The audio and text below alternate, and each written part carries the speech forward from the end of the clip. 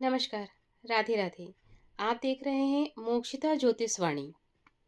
पिछले की दो वीडियो में हमने चर्चा की थी कि जब मेष लग्न में सूर्य प्रथम भाव में होता है तो व्यक्ति के व्यक्तित्व, उसका आत्मविश्वास और उसकी नेतृत्व शक्ति पर क्या प्रभाव पड़ता है।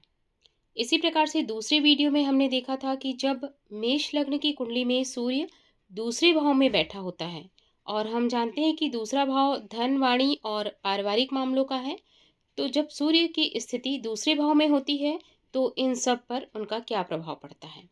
अगर आपने हमारे पहले दो वीडियोस नहीं देखे हैं तो उनके लिंक मैं डिस्क्रिप्शन में दे दूंगी, आप वहां से ज़रूर देख लीजिएगा, क्योंकि अगर आप क्रम से आगे बढ़ेंगे तो ज्योतिष आपको बहुत ही आसान लगेगा। आज हम देखने जा रहे हैं कि अगर मेष लग्न की कुंडली हो और सूर्य तीसरे भाव में बैठा हो तो क्या परिणाम सामने आएंगे।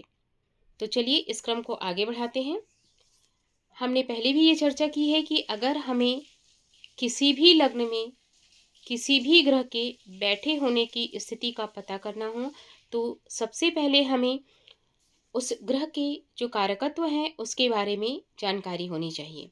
तो आइए एक बार हम रिवाइज कर लेते हैं कि सूर्य के कारकत्व क्या होते हैं और तीसरे भाव का जो कार्य क्षेत्र है वो क्या क्या होगा। तीसरे भाव का स्वामी, चूंकि ये मेष लग्न की कुंडली है तो यहाँ पर तीसरे भाव का स्वामी बुध होगा, तो बुध के क्या कारकत्व होंगे। यहाँ आप लोग इस बात का ध्यान रखेंगे कि हम जो ये विश्लेषण कर रहे हैं ये एक जनरल प्रिडिक्शन पर कर रहे हैं, क्योंकि यदि सूर्य पर अन्य ग्रहों की दृष्टि हो या सूर्य के साथ किसी ग्रह का कोई कंजंक्शन हो तो फिर परिणाम यहाँ पर बदल जाएंगे। बट यहाँ पर हम जो चर्चा कर रहे हैं वो एक सामान्य चर्चा कर रहे हैं, ताकि हम जब सामान्य स्थितियों को समझ पाएंगे तो फिर आगे हम दृष्टि और कंजंक्शन के साथ में पूर्ण कुंडली का विश्लेषण करना भी सीखेंगे। तो इसलिए आज हम देखते हैं कि किस प्रकार से मेष लग्न की जातक का स्वभाव और सूर्य का कारकत्व और तीसरे भाव का कार्यक्षेत्र ये सब मिलकर हमें क्या फल देते हैं। तो सबसे पहले हम एक बार फिर से रिवाइज कर लेते हैं कि मेष लग्न की अगर कुंडली हो तो उसका जातक कैसा होता है। चूंकि मेष लग्न का स्वामी मंगल है और मेष लग्न एक अग्नि प्रधान लग्न है, तो मेष राशि वाले जातक साहसी होते हैं, तुरंत निर्णय लेने वाले होते हैं, एग्रेसिव नेचर होता है इनका थोड़ा सा, और ये स्वाभिमानी भी होते हैं। साथ में ये भी देखा जाता है कि इनके अंदर संयम की कमी भी होती है। इसके बाद चूंकि हम सूर्य ग्रह का अध्ययन कर रहे हैं तो हमें सूर्य के जो मूल कारकत्व हैं उसके बारे में भी जानकारी होनी चाहिए। तो जैसा कि हमने पिछले वीडियो में भी पढ़ा था, लेकिन एक बार हम रिवाइज करते हुए चलते हैं। सूर्य को हम आत्मा का और पिता का कारक मानते हैं। साथ में यह मान सम्मान भी दिलाता है और लीडरशिप की क्वालिटी होती है इनके अंदर। लेकिन साथ में सूर्य से वैराग्य भी आता है और अधिकार भावना भी इससे जुड़ी हुई होती है।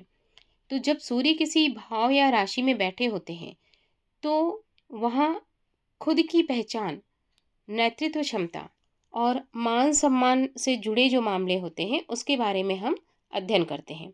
साथ ही सूर्य सामाजिक प्रतिष्ठा और पिता से संबंधित मामलों पर भी प्रभाव डालता है।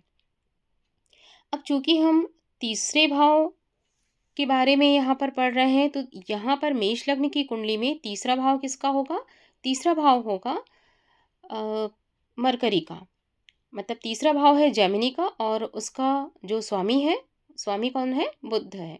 तो बुध के कारकत्व क्या होते हैं। बुध वाणी का, संचार का, व्यापार का, लेखन का, बुद्धि कौशल का, इन सब का कारकत्व बुध के अंतर्गत होता है। तो तीसरे भाव को अगर हम समझें तो तीसरे भाव को हम किससे जोड़कर देखते हैं, या तीसरे भाव का कार्यक्षेत्र क्या है। तीसरे भाव में हम छोटी छोटी यात्राओं को देखते हैं। तीसरा भाव जो है वो करेज का भाव है, अर्थात साहस का भाव है। तीसरा भाव छोटी भाई बहनों का भाव है। ठीक है, तो इस प्रकार से तीसरे भाव को जो कारकत्व है वो भी हम लोगों ने देख लिया। तो अब हम आगे बढ़ते हैं कि अब हम ये देखेंगे कि जब सूर्य तीसरे भाव में बैठा है तब ओवर इन ऑल अब हम किस प्रकार से इसका प्रिडिक्शन करेंगे। तो मेष लग्न में सूर्य का तीसरे भाव में बैठना कई दृष्टियों से एक मजबूत या एक ऐसा भी कह सकते हैं कि एक मिश्रित परिणाम देता है। यह यहाँ पर हिम्मत और साहस को बढ़ाता है। चूँकि सूर्य का प्रभाव जो है वो तेज होता है, तो यहाँ पर वह साहस की प्रवृत्ति को भी बढ़ा देता है। व्यक्ति को बोल्ड बना देता है, उसकी जो निर्णय लेने की क्षमता है, उसको और अधिक साहस प्रदान करता है, उसको अधिक एक्टिव बना देता है। उसकी जो बोलने की और अभिव्यक्ति की जो आत्मविश्वास की क्षमता होती है, उसको बढ़ा देता है।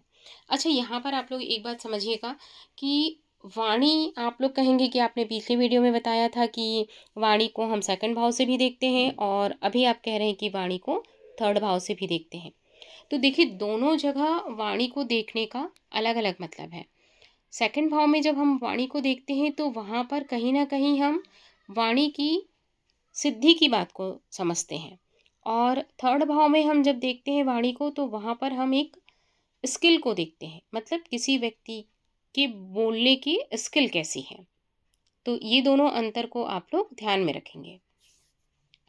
उसके बाद हम यहाँ आगे बढ़ेंगे तो इसका प्रभाव पिता पर और भाई बहनों पर भी पड़ता है। साथ में साथ यहाँ पर हम आपके जो कुलीग हैं उनके साथ आपका रिश्ता कैसा होगा ये भी देखते हैं। अगर सूर्य अच्छे से है तो यहाँ हम कहेंगे कि यहाँ पर आपके संबंध अच्छे होंगे, और अगर सूर्य पर किसी अन्य ग्रहों की दृष्टि होगी, अशुभ ग्रहों की दृष्टि होगी, तो यह भी कह सकते हैं कि यहाँ पर आपके सहकर्मियों के साथ, छोटे भाई बहनों के साथ संबंध में थोड़ा सा तनाव होगा। इसी प्रकार से छोटी यात्राओं पर व्यक्ति की छवि अच्छी बनेगी क्योंकि सूर्य प्रभाव को दर्शाता है। सार्वजनिक मंचों पर मान प्रतिष्ठा आपकी बढ़ सकती है।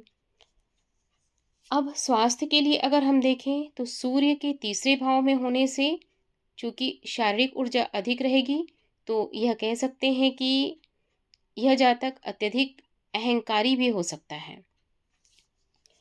और हम एक बात और कह सकते हैं कि यहाँ पर चूँकि सूर्य तेज का प्रतीक है, तो कभी-कभी व्यक्ति की जो वाणी है वो कठोर भी हो सकती है। अब एक चीज़ और देखेंगे आप यहाँ पर कि सूर्य की दृष्टि जो है वो सातवीं दृष्टि नवम भाव पर पड़ रही है, और नवम भाव जो है वो भाग्य का भाव है। तो अगर सूर्य की दृष्टि भाग्य भाव पे जाती है तो इसका अर्थ है कि सूर्य कहीं ना कहीं भाग्य के पक्ष में, भाग्य के समर्थन में दिखाई देगा, अर्थात आपका भाग्य आपको आगे बढ़ने में, जीवन में आपका साथ देगा। ये स्थिति विशेषकर तब और निर्मित हो सकती है जबकि सूर्य प्रबल हो और सूर्य का संबंध शुभ ग्रहों से हो। तो इस प्रकार से आज हमने देखा कि अगर मेष लग्न की कुंडली में सूर्य तीसरे भाव में बैठा है तो सूर्य साहस, संचार और प्रतिष्ठा को बल प्रदान करेगा। व्यक्ति बोलने, आगे बढ़ने, छोटे छोटे अभियान चलाने और सार्वजनिक रूप से खुद को प्रदर्शित करने में बहुत ही सहज होगा।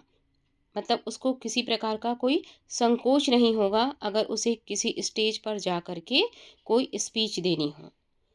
तो और अगर यही सारी चीज़ें अगर शुभ योग में हैं तो व्यक्ति को लक्ष्य प्राप्ति और भाग्य समर्थन के साथ साथ वह क्या करेगा, साहसी भी बना देगा, क्योंकि तीसरा भाव जो है वो करेज का और साहस का है। अगर अशुभ या कमज़ोर सूर्य होगा तो वही व्यक्ति को क्या कर देगा, अहंकारी बना देगा, और साथ में भाई बंधुओं के साथ में, आपके कुलिक के साथ में तनाव देगा। तीसरे भाव के स्वामी बुध की भूमिका भी यहाँ पर महत्वपूर्ण होगी। यदि बुध मजबूत होगा तो वाणी और बुद्धि से गुण नियंत्रित होंगे और आपको अच्छे परिणाम मिलेंगे। अदरवाइज यह आपको सिर्फ अहंकार देगा और लड़ाई झगड़ा करवाएगा। तो आपने देखा कि किस प्रकार से अगर हमें सभी अ, अगर ग्रहों के कारकत्व, भाव के कारकत्व और लग्न के कारकत्व पता हो तो हम कितनी ही आसानी से प्रिडिक्शन कर सकते हैं। उम्मीद है आपको यह वीडियो पसंद आया होगा। अगर आप कुछ सुधार चाहते हैं तो कृपया कमेंट बॉक्स में ज़रूर लिखें और वीडियो को कंटिन्यू देखें, सब्सक्राइब करें। राधे राधे।